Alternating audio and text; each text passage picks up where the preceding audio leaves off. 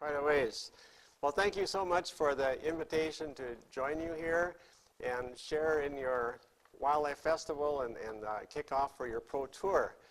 Now, the first thing I'll have to admit is that I'm not a professional photographer, but I'm a very unorthodox and persistent photographer. So I keep trying, and every once in a while the pictures turn out, and I have a lot of fun sharing them and using them in an educational context, both in books and in presentations.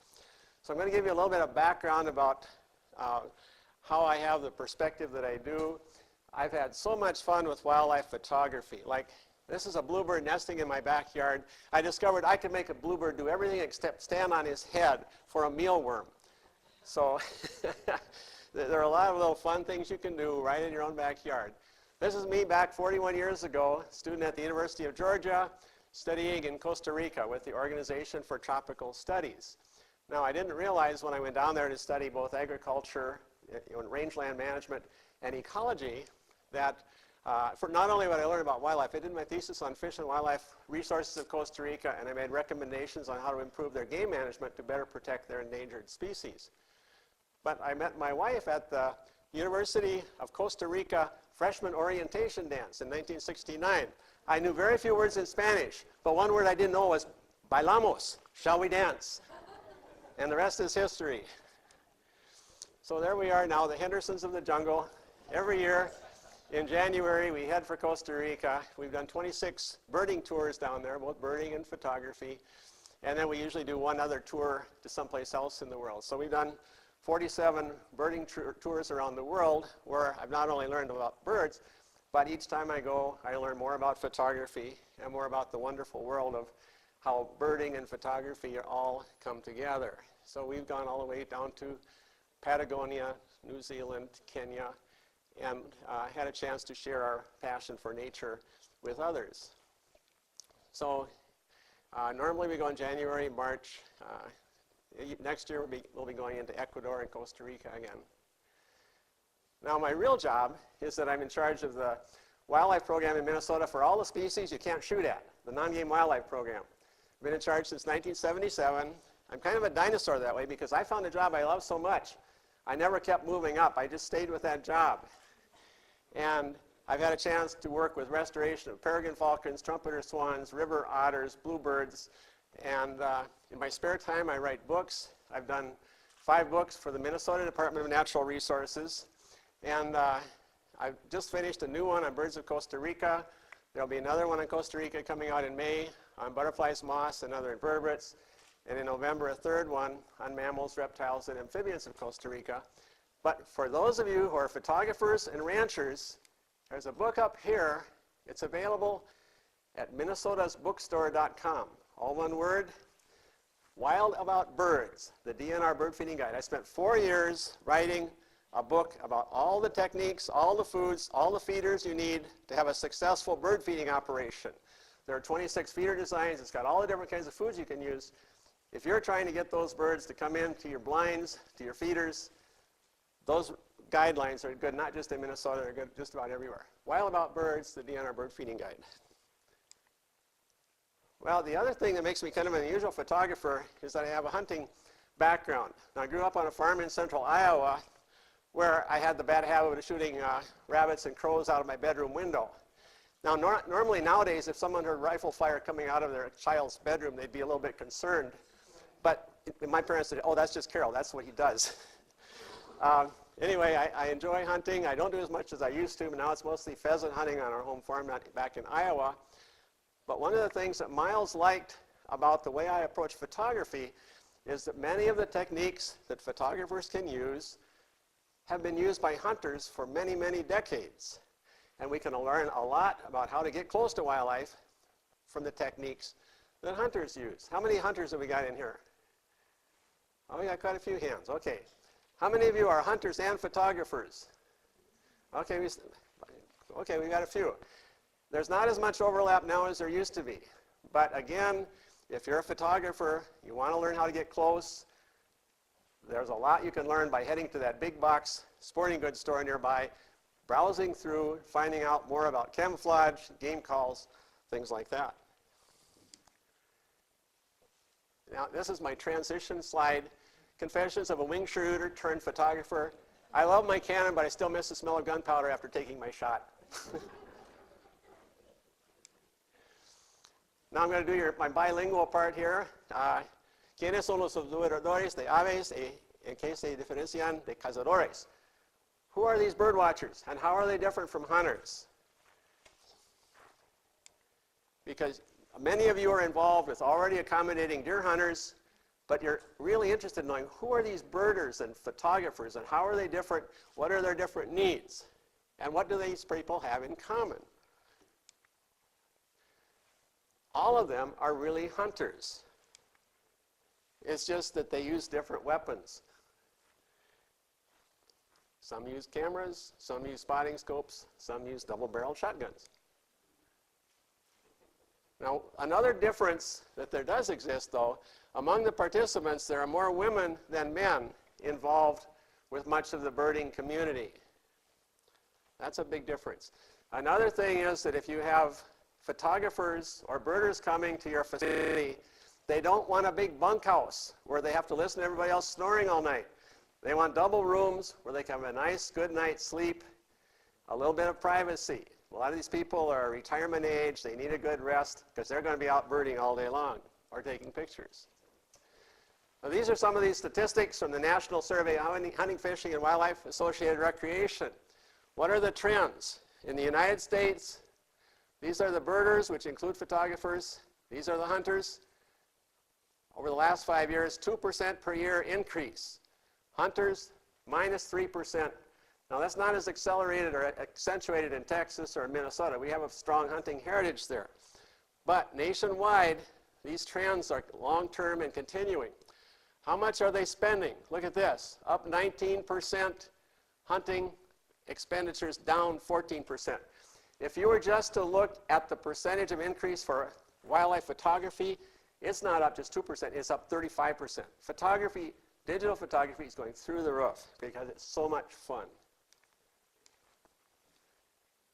How much are they spending? Birders, hunters. The birders, including photographers, are spending almost 44, no, first of all, there are about 44 million people participating. Hunters, about 24 million, about half as many. How much are they spending? Look at this, almost 45 billion.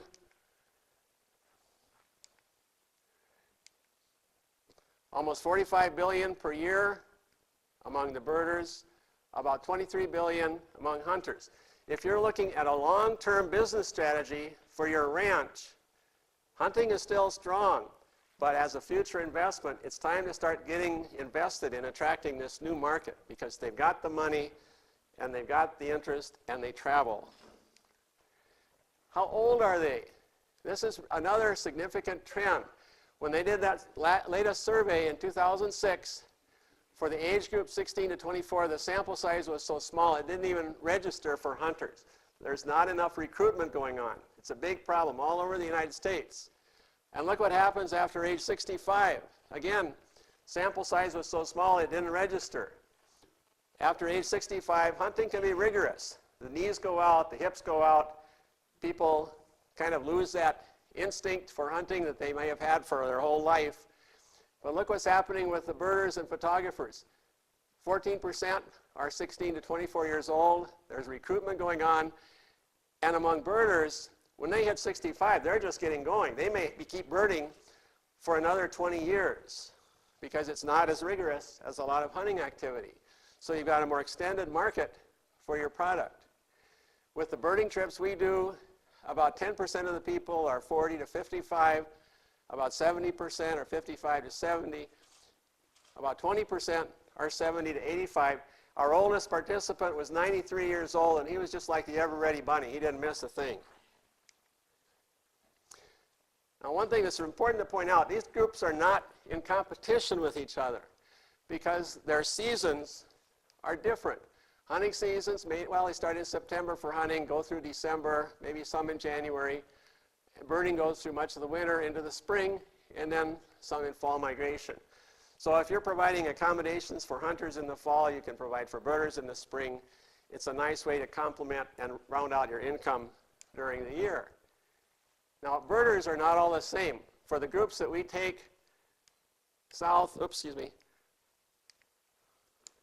about 25% are really avid photographers. About 25% just love nature in general. About 30% just like birds in general. And then you have maybe 5 to 10% who are the very avid, hardcore listers. They're after those very unique, special species. And within each of these groups, you have to be sure that you're accommodating the interests and needs of those particular subgroups, because they're not all interested in the same experiences. Now, this is a white-tailed buck I mounted for this friend of mine, Mary Barvels.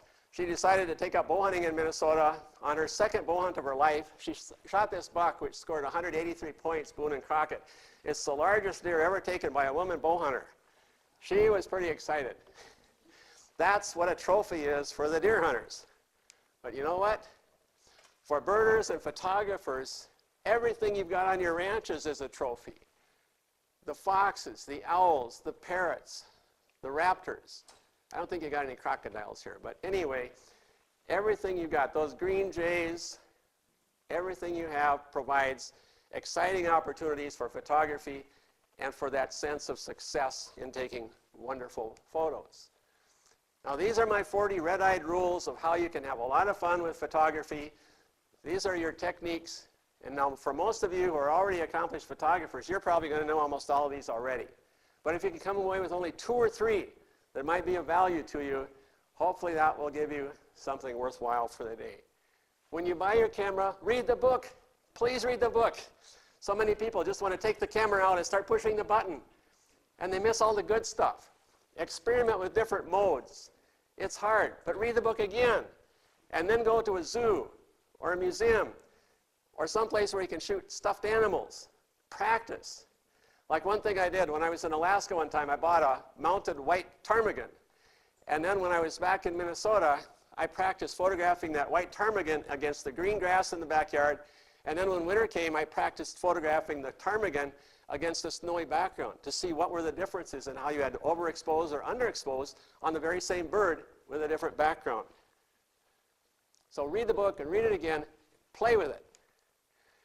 The best photos are taken by the people who have their cameras turned on and ready, and the lens cap off, and not in the trunk or in the closet.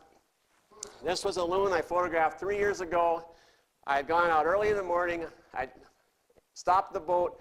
I had 6 loons sitting within 20 feet of me with the sun at my back, beautiful exposure.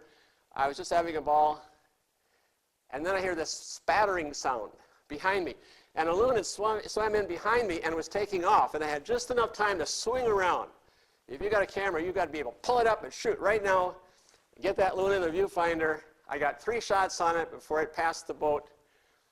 And it gave me quite an incredible exposure, backlit against the sun.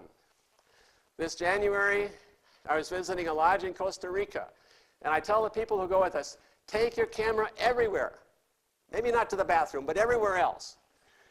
I had gone to supper at the lodge. I had my camera.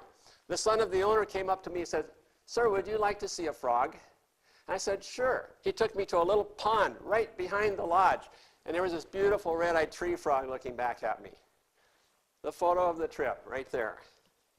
Because I had my camera right there ready to go. And then we get down at Esquinas Rainforest Lodge last January. Again, I'd been telling the guys who love photography, take your camera everywhere. Don't put it down. So we go to supper. Our driver finishes first. He steps out of the little restaurant area, comes dashing back in. Fer de lance. Here's one of the most venomous snakes in Costa Rica. It was like 15 feet outside the back door on the edge of the lawn, all curled up. Half the group stayed right where they were. The other half raced out. I was the only one with the camera. And later one of the other guys says, "You told us to bring our camera, didn't you?" Last November, we went to Kuwait. My son's wife is from Kuwait. Her sister was getting married. We got a chance to see this beautiful country and meet the people. They were just absolutely wonderful. We're having lunch in this French restaurant overlooking the Gulf. You see that little balcony there? While we were eating, I kept seeing these gulls flying by. By the time we finished eating, I couldn't stand it any longer. I just happened to have my big camera with. I shoot a Canon 50D with a 200 to 500 millimeter Tamron lens. It's not expensive as some of the other outfits, but for me, it's lighter weight. It works wonderful. I just happen to have that monster camera with me at the French restaurant. I go out the back door, and look what flies by within 20 feet. A white-lined gull, which I'd never even heard of before, but there it was. I got the bird. Number 3, avoid disaster. Make sure you have your memory chip in your camera. Did you ever go to the field and your chip's missing? Yes, we all have to admit to it. Yeah, it's very embarrassing. And a spare. Check your battery and bring an extra battery. Just when you get probably the chance for the photo of a lifetime and your camera poops out on you, you've got to have that other battery right in your shirt pocket ready to whip out. Number 4, avoid disaster. Use a card reader or external hard drive to save your photos after an outing. You need to be able to put all your trip photos on at least 2 or 3 different places because something can happen and they'll all go away and you'll never see them again. And hard drives die. If you leave all your pictures on the computer, you might wake up some morning and go to turn it on and it's totally gone. There's no operating system left. It just melted overnight. And if you don't want to end up feeling awful, you're going to say, oh, well, thank goodness I got it in 2 more places. Computers are not going to get you down if you do that. Practice your techniques on mounted animals, on zoo animals, and backyard bird feeders. This was a Alaskan bear, brown bear, at a rehabilitation facility south of Anchorage, Alaska, where you could shoot through a fence and get these beautiful pictures. It was just so much fun, and you had the reassurance that you were not going to get eaten right after you took the photo. They had muskox, and then you could get really, really close pictures of the bears. And you could see what their equipment was, too. Not the kind of thing you're just going to shoot randomly in the wild. It ain't going to happen. When you're photographing wildlife, don't forget to photograph the habitat. Number 6, landscape photos are important because if you're telling a story, you need the habitat, you need a picture of the animal within a habitat scene, and then you can get the close-in portrait. You need different scales to shoot. Learn how to get close to wildlife. You don't need to have a camera with a huge lens if you know how to get the creatures to come up within 10 or 15 feet of you. Even with a medium-sized lens or small lens, you can get so close, you can fill the frame with a smaller camera outfit, with a good and a good feeder system. This was taken from a blind in my backyard, dark-eyed junco. For really good fun, you know, sometimes the creatures don't cooperate. Yesterday I sat in a blind for 2 hours, nothing came. Well, you can have fun looking for patterns in nature. Here's a palm leaf. Here's a crocodile's back. Now here's a dead flamingo we found at Lake Nakuru in Kenya. That's not something you normally show your friends when you get back from the trip. But I walked up and I looked at the plumage and it had the most elegant design, the incredible pink on its wings.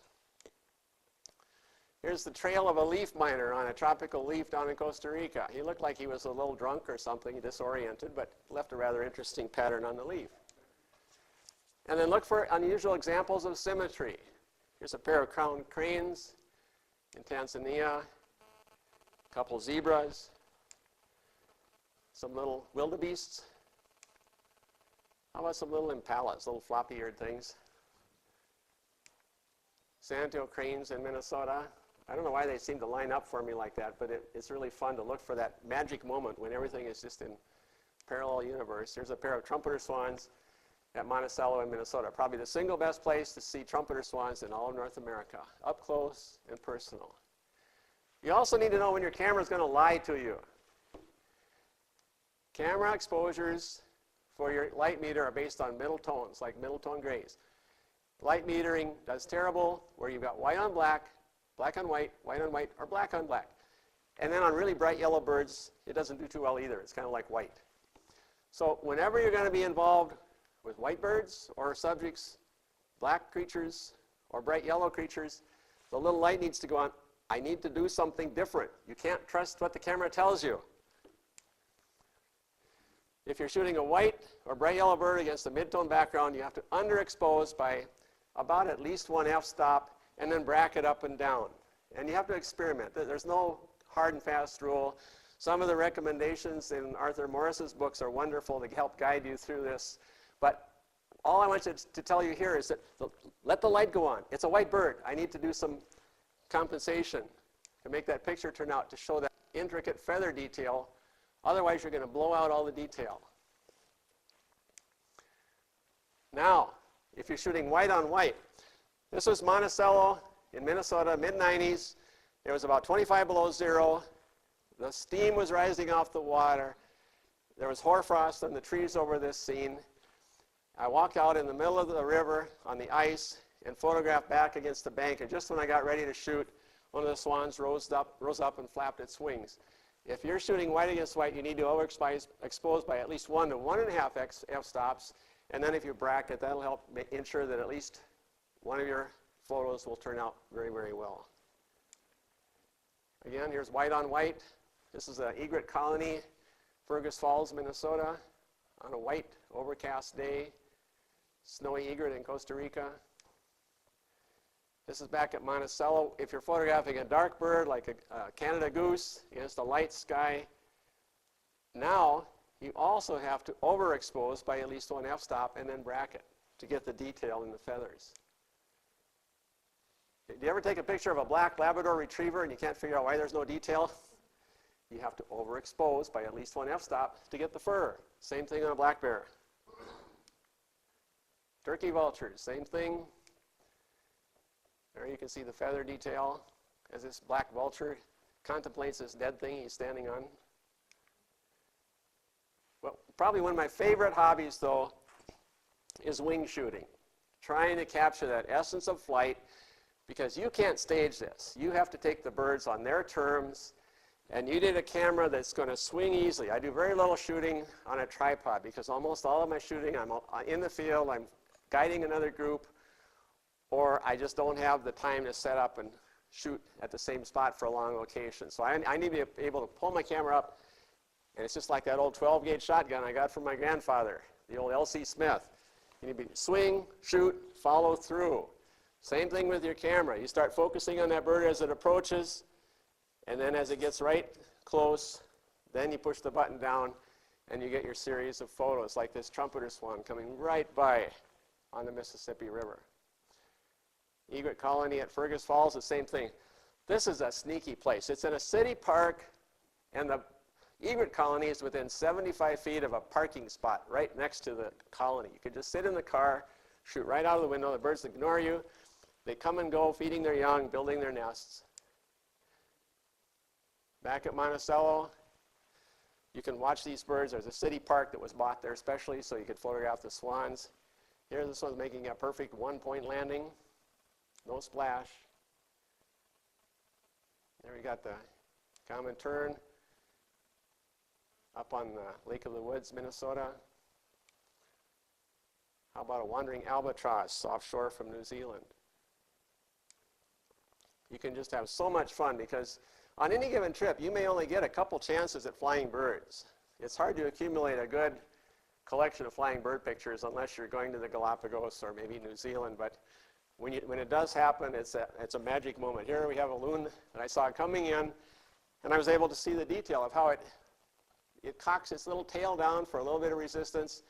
It angles its feet with the toes open, again, for more resistance to start braking, and then it just comes in right on his belly and glides to a landing, drops into the water.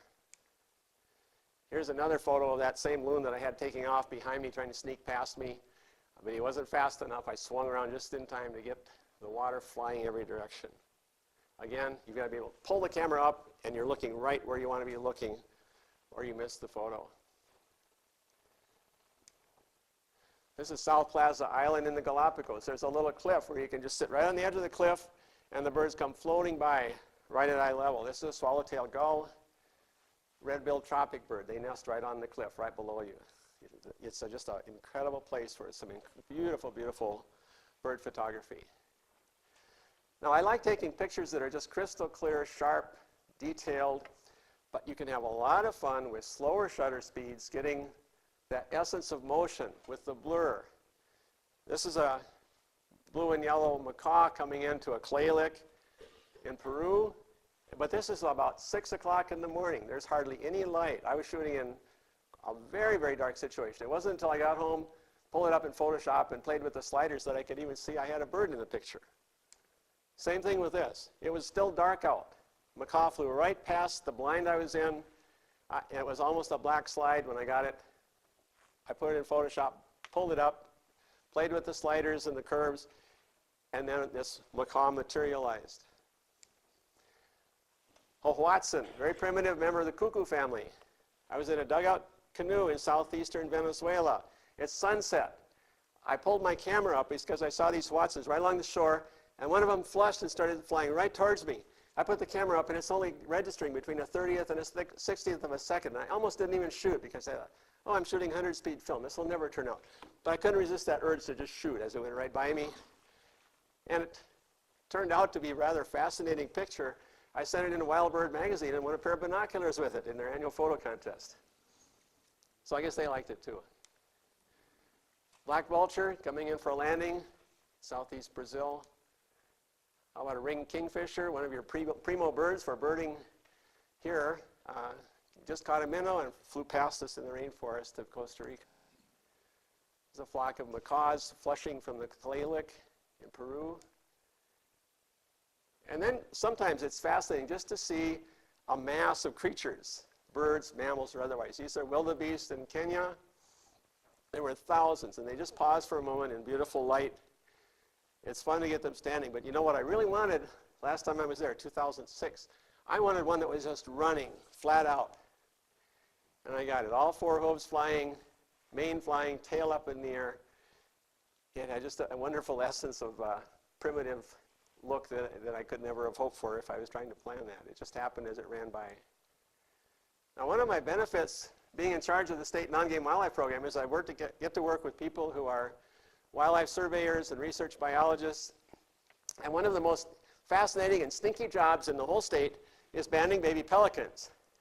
Now, you need to know that when you band a baby pelican, you pick it up sideways because he barfs and poops at the same time when you pick him up.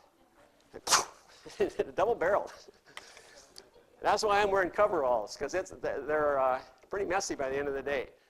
But you get to band these, but of course I bring my camera along, and I get to see, whoops, how did that get flipped over? Anyway, you get to see baby pelicans that are probably some of the most primitive looking pterodactyl-like little birds in the whole world. And then in summer, we band the baby peregrines nesting in the Twin Cities. And as the research people are banding the peregrines, I'm sitting up there with my camera trying to capture the parent who's trying to remove our scalp from our head. Really exciting photography. But it only lasts for like a minute or two, and then they're done. Hummingbird feeders provide great opportunities for photos. There's a violet-tailed sylph in Ecuador. Where people put up lots of bird feeders, especially in the tropics, you can have great opportunities, not only at the feeders, but on the little perches near the feeders, which is where this one, it's perched for just a second. I got one shot, it was gone. But you get to see the incredible miracle of iridescence with these tropical birds, especially when they look straight at you. That's when the gorget shows all of that beautiful iridescence. Here's the fiery-throated hummingbird here. Now, if you stand near a feeder, you'll watch the birds. You can predict what they're going to do. A lot of them go into the feeder, they feed, and then they back up about a foot, and then they puff for just a moment. Now, if your camera focus is quick enough, you be ready, you be focused right at that distance, and if you're lucky, you can get the bird just as it pauses. This is the violet saber wing. Beautiful little creature, beautiful iridescence, pausing right by the feeder, but no feeder in sight. There's another one. Came up, flared, and then was gone. This is the green violet ear. Even got a little bonus bee when I got the violet ear. Smallest hummingbird in Costa Rica, the scintillant. It's 2 3/4 inches long, feeding at a fuchsia flower. Now here's a fun trick. If you're taking pictures and you're going to be showing a travel log, you need other things beside the animal pictures. Set your camera on P for program. crank up the ISO to 1600. And when I'm sitting in the car, this is northeastern China, 3 years ago, November, 25 below. There were incredible sights along the road, but the road was not safe. You didn't dare stop to take pictures.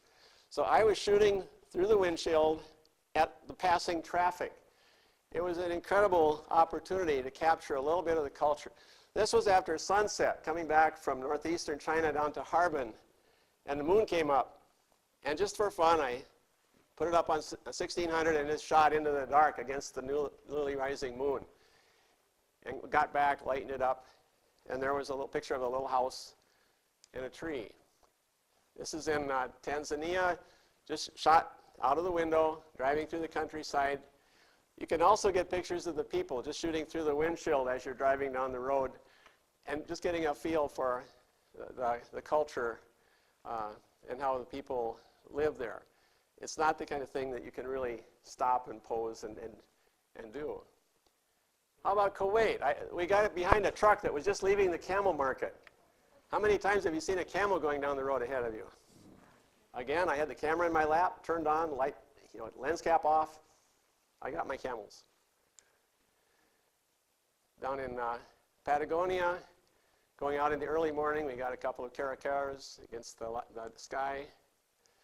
This was a new experience this year. We went to one of our favorite quetzal spots in the Talamanca Mountains, and for the first time ever, they had a sign, no flash allowed. And this was 6 o'clock in the morning. I was thinking, oh no, this is a problem. I've always used flash. It's not a problem. The birds don't care. But some people had complained, well, the reason the birds were being disturbed is there were big groups coming in and walking all over the place, and all the activity was creating some problem. But they said, no, it was the flash. So I sat down and I thought, well, let's see what my camera will do. I cranked it up. The D50D goes up to 3200 ISO. I'd never shot at that. I thought, oh, this is going to be awful. But I didn't have an alternative. It was really dark. A male quetzal flies in and catches this malachite lizard right in front of me and flies up and perches right in front of me with this lizard. And he was bashing it against the limb and trying to kill it, putting on an incredible show. And so I just started shooting, bracing. I was sitting on the ground, bracing my elbows on my knees and shooting. And for 3200, I was pleased that the pictures did turn out, and I had something exciting to show. I don't know that I'd ever seen a picture of a quetzal eating a lizard before. He had to bite on that thing for almost 15 minutes before it went down. This was up in Manitoba. I've been helping the province of Manitoba create a new birding trail in the southeast part of the province. They were showcasing what they wanted to put into their trail a year ago. We were going down the highway. I'm sitting on the right side of the vehicle. I see this big animal running down the ditch right towards us. And at first I thought it was deer, and I said, no, wolf. And so I told the woman beside me, quick, hit the button for the windshield, or for the window. She puts the button down, window goes down. We're going 50 miles an hour that way. The wolf's going about 25 miles an hour that way. And I pull the camera up and I shoot just as it passes the car. And I got him 3 times. So this was a wolf at a high rate of speed, just kind of glancing over at us as our car went by. Camera was turned on, lens cap off. Thankfully, I wasn't driving, or it could have been a big problem. About 5 years ago, I was up in northern Minnesota. I get a call that there's a pair of whooping cranes that showed up at the Carrol Refuge right by the Twin Cities. But I was so far away from the cities that I didn't have a chance to get back in time. So I get up early the next morning. I'm driving right at sunrise. I get to an intersection. I'm looking for big white birds. I look down the road, and here's a timber wolf. And you know what? I had the windshield down. The camera was on the seat beside me, turned on, lens cap off. I whip that camera up, and I start shooting. The wolf turns to go away from me. I thought, oh no, he's going to leave. But I have something that changed his mind.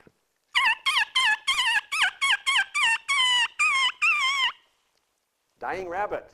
It stopped him right in his tracks. He turned around and looked at me some more. I got more pictures. He turned away again. I squealed more. He stopped and he turned the other way. I got profile views both times. I squealed like the dying rabbit. And then he trotted down the trail. He left marvelous footprints. They were 5 inches long in the sand. We got plaster of Paris. We made tracks. It was the first wolf ever seen in the metropolitan Twin Cities area of Minnesota in the last 100 years. And not a beautiful picture, but it documented the sighting. Bare-throated tiger heron, again, one of your feature birds that just showed up in Texas. This is an immature. I was driving in a tour bus. It flew right past the bus. When it flew by my window, they didn't even have time to put the window down. I just shot through the glass. I got the bird.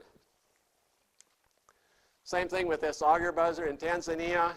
It was flying parallel with our tour bus. I just shot it right out the window while we were driving. Use your car as a blind. These are the egrets in Fergus Falls. You can shoot right out the window, get the birds in the nest. You see the beautiful egrets, plumes that got them in trouble 100 years ago. Here's one building its nest.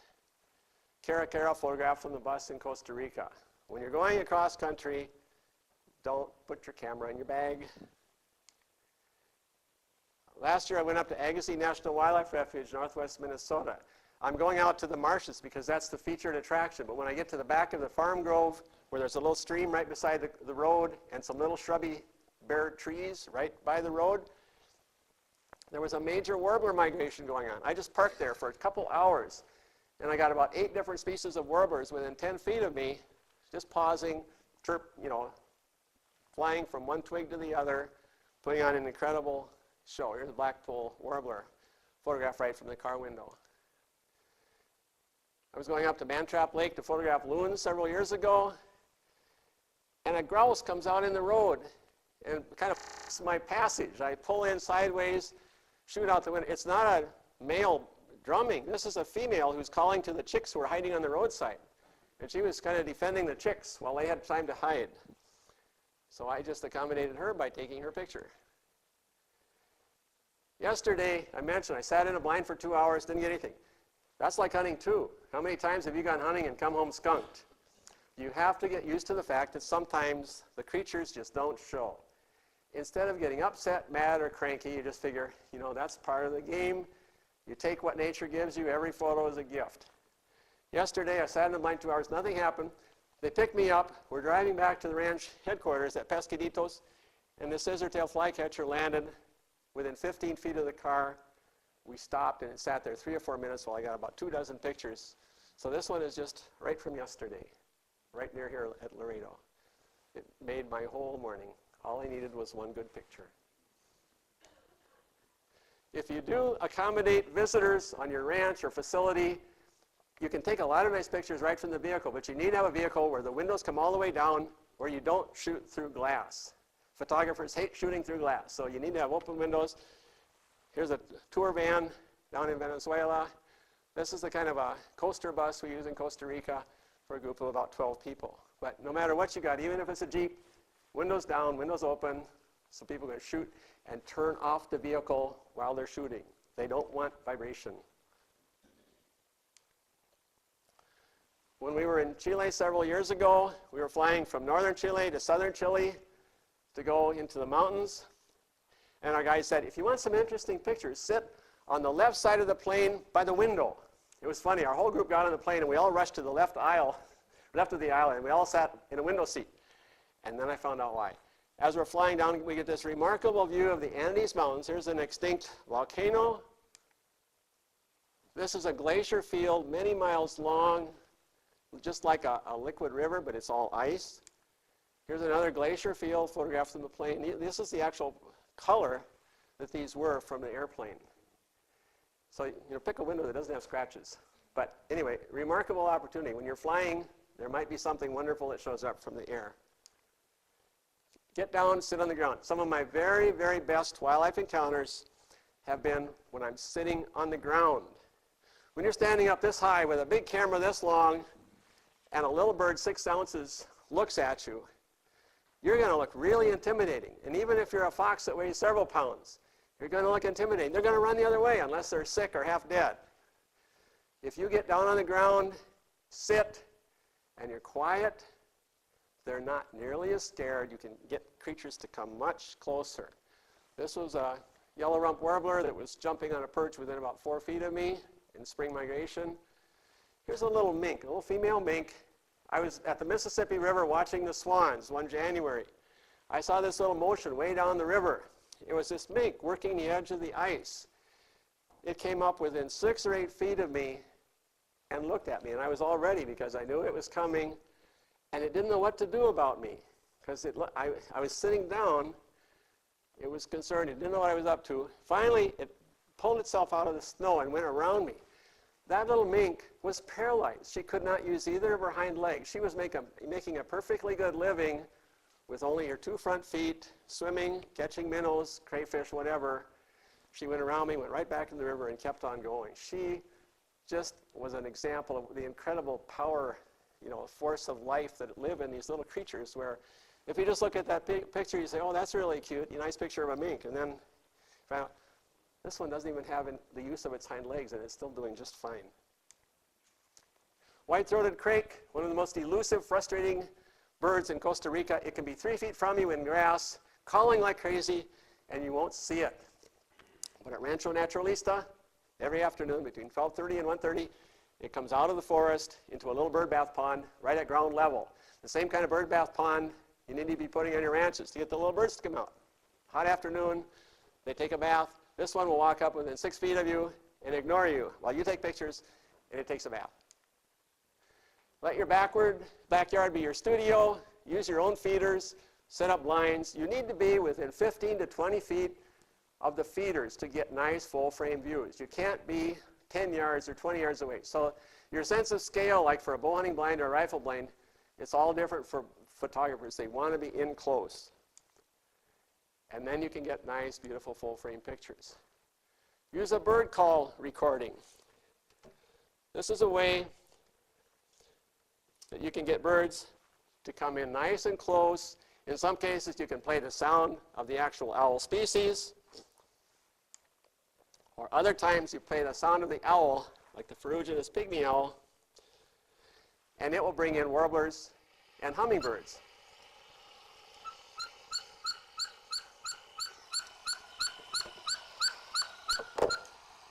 That's what it sounds like.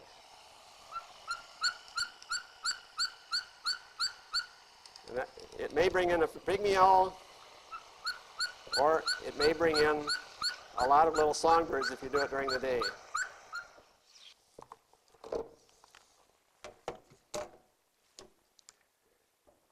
This is a gray-crowned yellowthroat in Costa Rica. Our guide played the call. It was during a rain.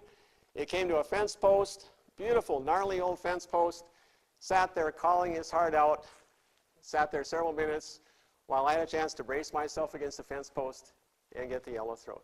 And you can see the raindrops falling in the background. This is an olive-crowned yellowthroat taken last year. Again, these are birds you're virtually never going to see unless you use a call. And calling needs to be used with discretion. You don't want to do it like in the breeding season when you're going to disrupt the bird's breeding activity, but use sporadically outside the breeding season and not in areas where there's high volumes of birders. It can be a wonderful tool. Hand squeaking. This is a rufous cap warbler. It's a nasty little bird that eluded me for 26 trips to Costa Rica until this year. I go to visit my sister-in-law. My wife's from Costa Rica. We go to visit the family. I take my camera along. They just moved into a new house. They had a beautiful veranda. I go out on the veranda, and just for the heck of it,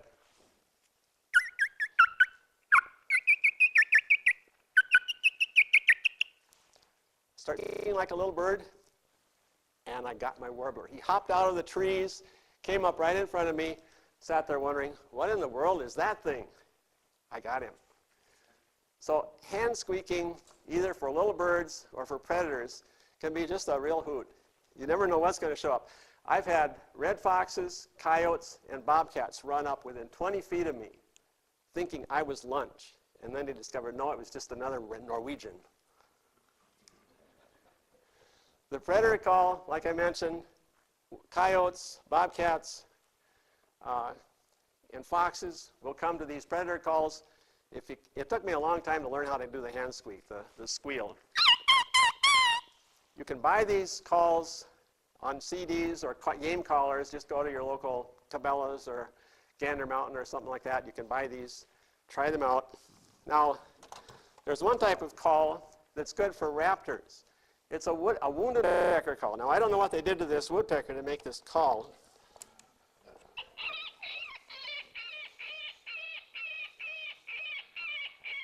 Poor woodpecker. Anyway, Johnny Stewart's game calls from Marble Falls, Texas. That's where that woodpecker met his demise. If you have a place where you can use a boat, just go out early morning, work the edges of your lake, your pond, your lagoon.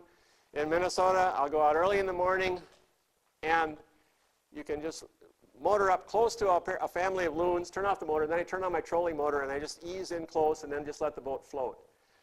And you can, if you're lucky, you can find a family of loons where the parents are feeding the chicks little minnows. Or they just come up to your boat. But you know what? If you want to get the loons to come close, you have to talk to the loons.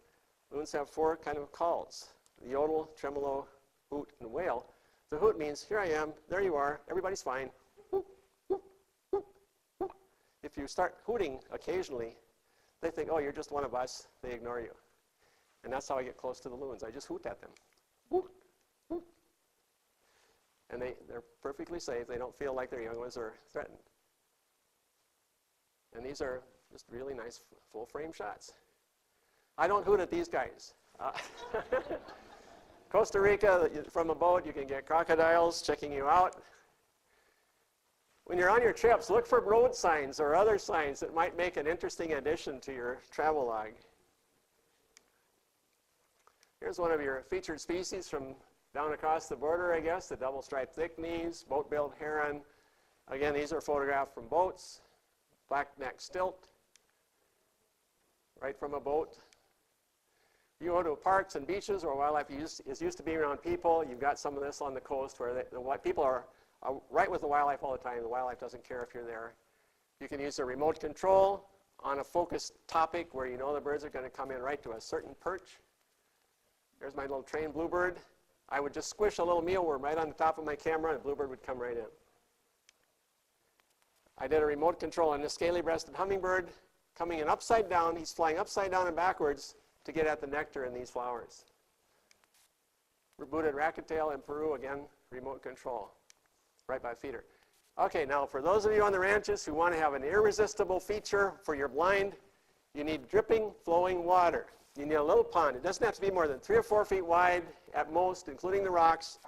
Maybe an upper pool and a lower pool. Lower pool can be 3 or 4 feet, maybe the top one 2 or 3 feet. Notice how the water flows across these flat rocks. That's where the birds come to drink and feed. So if you get a good slab of limestone or something, there's a hose up behind these rocks coming onto the rock, flowing across the rock, dripping down, flowing across this one. Look, we got a traffic jam. We got a chickadee, goldfinch, 2 Tennessee warblers, all trying to bathe at the same time. You can set up your blind right below that bird bath and just shoot right up into the area where all the birds are coming. See, that's where they drink. They don't drink in the deep pond. You can have a dripping bag if you don't have water or an electricity source or a recirculating pump if you need dripping, splashing water. The best bird baths are only 1.5 to 3 inches deep. It's not like a frog pond. You need a couple levels so you can make a little mound and then have the water flowing from one level to the other and over flat rocks. So here's one I put in my backyard. I got flat rocks, first pond, and then I put a little long, narrow rock here where the water drips off the tip into the lower pool. There's a recirculating pump down at the bottom, and then there's a little snag right here where the birds perch before they go to the pond, then they go down into the pond, then they go back to the perch. Here's another place where you can see the water dripping from one flat rock to the other. You can use a little water pump, might be $50, $75. It's in the lower pond. It runs a hose up to the top, and with an electric supply, it just sustains itself. You've got pea gravel in the pond. About once every week or two, I stir up the pea gravel to suspend all the algae. I pull the hose out of the top and let that water run out with all the green water, and then I put the garden in there, and I let it run until the water runs clear out of that other hose. As soon as the water runs clear, I reconnect it, and it's ready for another couple weeks. So here's another setup, 2 levels, about 3 inches deep here, about 1 inch or 2 deep here. Here's a clay-colored robin, another one of your South Texas specialties, taking a bath. You can hardly even tell it's a robin there. Know where your fruiting trees are in your birding areas, your photo areas. When the fruits are ripe, that's where the birds will be until all the fruits are gone. Here's an evening grosbeak, cedar waxwing and a pin cherry tree. Look at that, he's got his beak all full of pin cherry there. Bay-headed tanager in Costa Rica. He landed on this twig, checked out this blackberry and munched it down.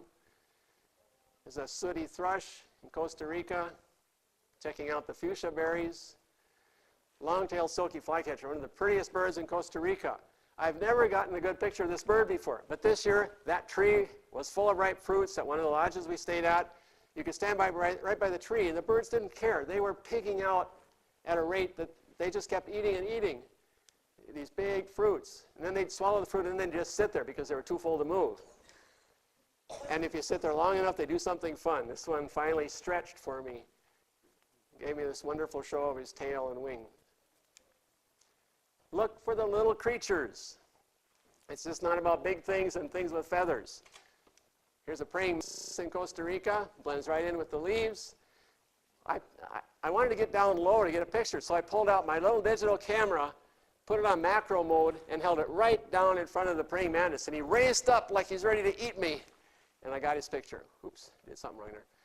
And then, if you're at a tropical destination where you have groundskeepers, talk to the groundskeepers. When they're picking up all the leaves and cleaning up the yard every day, tell them if you find any interesting bugs or snakes or creatures, come and tell me. Because they see these things and they don't tell anybody.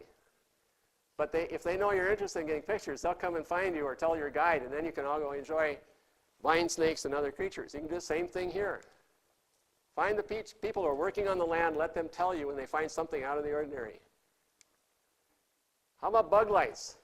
Here's another wonderful way to show the diversity of the creatures you have in your area.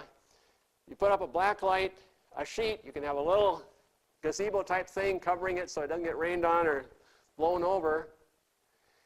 And all night long you'll get more and more moths and other creatures coming, including some really spectacular moths and katydids and other insects. And then if you can get a specialist to tell you what you've got, then you can do interpretive programs at the bug light every night. And even more fun, after you've got to see what kind of bugs are coming, here's an incredible silk moth from Costa Rica. It's over 7 inches across. It came to the bug light and then it went and landed on our bus window. In the morning, the birds come to eat the bugs. This is a golden crown warbler in Costa Rica. If you go out about 6 o'clock, 5:30 in the morning, the birds start coming to the bug light and catching the moths. So now you have a whole new array of photography available, capturing the birds in action. Here's a red-throated ant tanager female, just caught another moth. One year I was at Rancho Naturalista in Costa Rica. They had just put up the bug light for the first time. I was so excited. I was getting up every hour, all night long, to go out and photograph the insects at this light.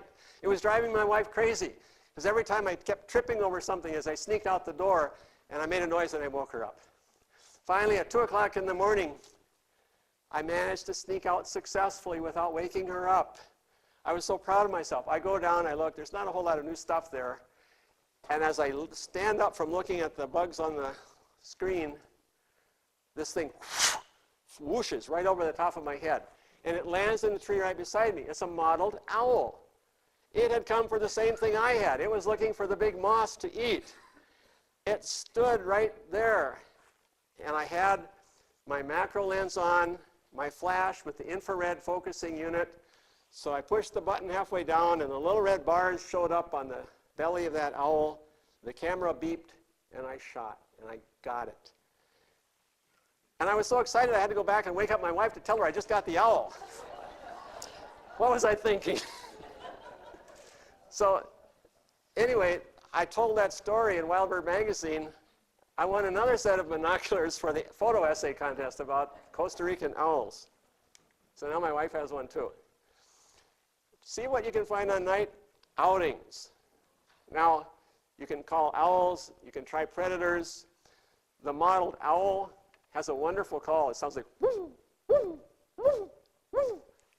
And by just doing, again, a mouth call, you can get the owls to come in.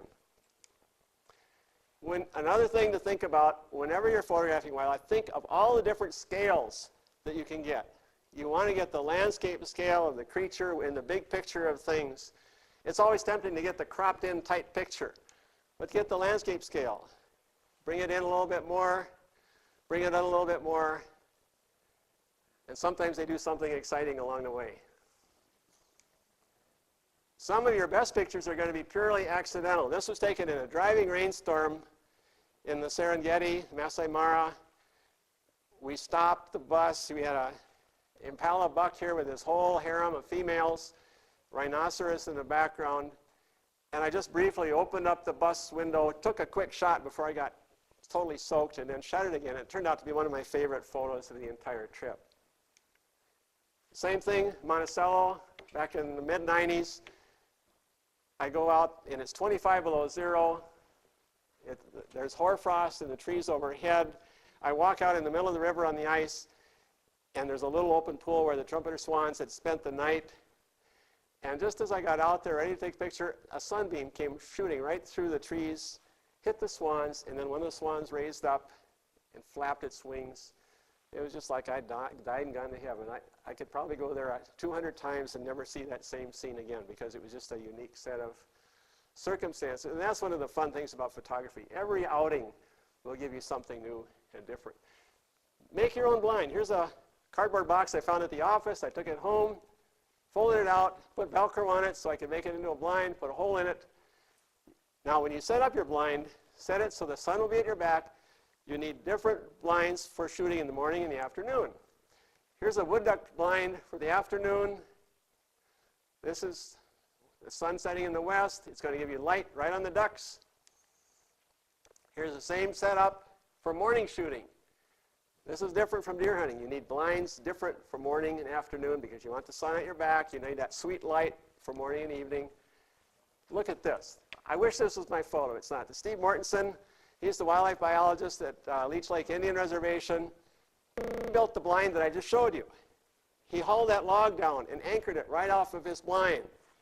And then he threw some corn in the water. And guess what? Every day in the spring, the wood ducks gather on his pond. They come over, eat, and then they pull out on that log and they just loaf. It's a wonderful, wonderful opportunity to get close-up looks at wood ducks. Here's that little cardboard box. I got some fabric from a local fabric shop, covered it up. And with a blind like that, you can put it right next to a bird feeder, get birds like Swainson's thrush. And at tropical feeders, you can get totally swarmed over, red-headed barbet here, black-cheeked woodpecker, and neotropical migrants, orioles. Some of the best blinds are just dead, snaggy trees with nails for oranges or bananas. Citrus fruits work well. Here's a little tray with cooked rice. Chachalacas, other birds, they love cooked rice. In Africa, they put out chunks of bone with a little meat on, and they get marabou storks coming to their bird feeders. And then in the middle of the night, the genets come, and they chew on what's left. Roadrunners will come to hamburger chunks. Archery blinds work wonderful for photography purposes. They're tall enough that you can sit on a chair, be very comfortable, and then you can get the birds feeding right beside you, no concern. Here's Laguna Atascosa, where you've got public blinds and feeders maintained, different heights for different people. That's where you go for that wonderful green jay photograph. In northern Minnesota, we've got a lot of people who put out free blinds. All you've got to do is call, you get a free reservation, go out there on the day of your choice. Here's a blind for prairie chickens. It's not exactly the penthouse blind. It's pretty simple, but you're going to get nice close-up looks at prairie chickens. Now look at this one. It's made out of old burlap sacks. The farmer made the blind. He put it out there, free reservations, and look what comes in the morning. Sharp-tailed grouse. This is where the Native Americans got a lot of their early dances from in the North Central Plains. It was the pattering dance of the sharp-tailed grouse. These are the original kickboxers. They go into really violent bouts of kicking and biting. This one has feathers in its beak from just biting feathers out of this other bird, and it's kicking back. Here's another one saying, here, take that, right in the face. They put on incredible shows. One time I wanted to photograph sandhill cranes. I put up my blind, and I had a mounted crane. And I made a crane call. Out of an old goose decoy, I stuck an extra shotgun shell over the tip of that, and I cupped my hands over and trilled. I called in a pair of cranes. One of the cranes walked over to my mounted decoy, stabbed it right in the chest, and knocked it over. I missed the best shot of the day. So cranes offer wonderful opportunities as well. Here's a blind, I guess this is maybe over on Rowell's place. But again, you can see there's water, there's branches, there's twigs, there's fruits. Then here you can see, just use native vegetation. Sometimes you don't need a blind. You just need to take what's there, sit on the ground. You'll get birds like golden-headed tanagers. Here's a red-headed barbet. Cherry's tanager. Just sit near the feeders. Look for what I call the penultimate perch, the last perch the bird goes to before it goes to the feeder. That's where you get your nice bird in a natural setting. And number 40, the final tip, talk to the animals. I told you about the hoot. Loons are put at ease if you hoot. Whoop, whoop, whoop. Then you get close. They think, oh, you're just one of us. You just look a little weird. That's Mantrap Lake right there. Birds are pretty friendly, used to people. Now, one of my dear friends who used to go on trips with us, Dr. Walter Breckenridge, was a biologist. He had a wood duck box in his backyard. And he said that no prey species creature will worry if you approach them talking to them. Because any self-respecting predator sneaks up on its prey. It doesn't make any sounds. And then it kills it. But if you start talking to your victim, as you approach it, it said, well, you must not be a predator because you're talking to me. So when Breck would go up his ladder to check his wood duck box, he would start talking to the duck as he ascended the ladder. And he said, well, wood ducks live a long time. They know my voice from last year. He would go up the ladder, open the side of the box, lift up the duck, count her eggs, and set her back down on the eggs. She never flushed. All the time he was talking to her in a low, gentle voice. She knew his voice. She knew he wasn't going to hurt her. And I always remembered that. And it's provided some interesting opportunities for me. I've had a tapir come up within 3 feet of me in Venezuela, 600-pound tapir. Came up so close I scratched it under the chin. Had a maned wolf come up within 6 feet of me in eastern Brazil. That one I didn't talk to, I just watched. But January 1997, I went down to Mississippi. I was sitting on the bank just watching the swans to see how they were doing, looking for marked birds. And one of the swans left the flock, and it started walking towards me. And now I'm sitting on the ground. I got my camera in my lap, and it keeps coming closer and closer. And I don't know quite what's going on, but I just sit there. But I remember Breck's rule. I start talking to the swan. Well, he gets close enough. It turned out this was number 113. I had brought that swan back from Alaska as an egg in 1988. We raised it. We released it in 1990 in northwest Minnesota. This was 7 years later. And it walked right up to me. At that time, I didn't know what swan it was. But it just stood there. It got closer. It got so close I could take a photo of the band on its leg when it stepped up out of the water. So then when I got back to the office, I looked up the number. And that was one of those swans I had released. Well, he came up. He just stood there about 5 feet from me, just looking me right in the eye. I kept talking to him. He stood there about 5 minutes. Finally, he just turned, swam back out to the flock. So I think he just stopped by to say, hi, Dad, and thanks. And the final thing I'm going to say is that we all are kind of the ultimate judge of our photos. You have to be satisfied with what you do. Take the kind of photos you need for the work that you do. Because there's lots of ways to use your photos. January 1990, I learned the lesson. Never underestimate the importance of your photos. They can make a difference for conservation. That's what John's work is all about here with ICF. Make a difference for conservation. Well, this was my exposure to that.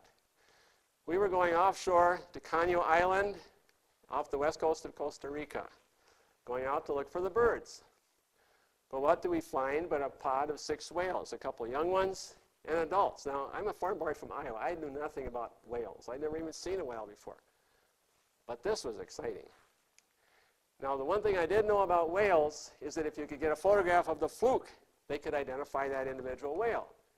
So I would wait until they would flip their flukes up, and then I shot, and I got 4 flukes out of the 6.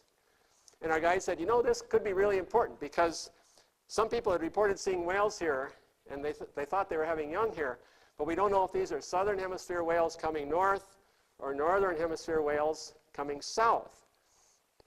So when I got back from my trip, I sent photographs to John Tressimer on the left here, who owned a resort right by this area.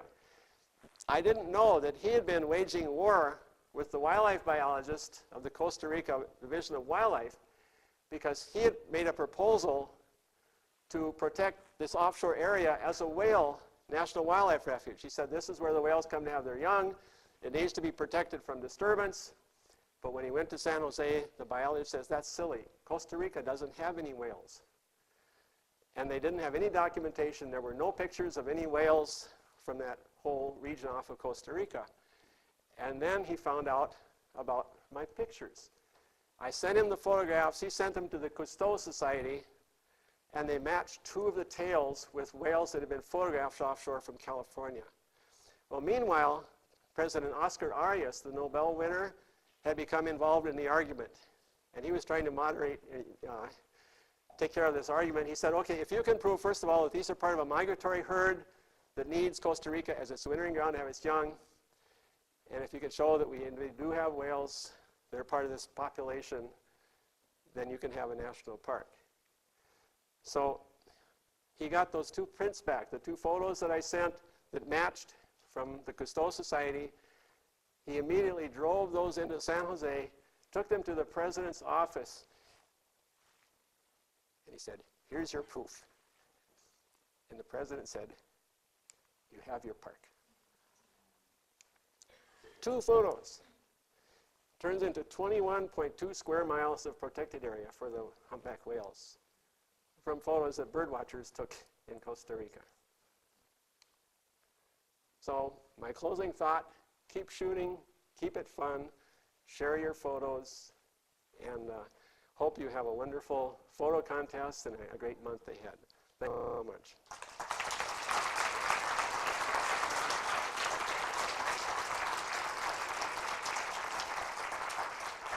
And that's the end.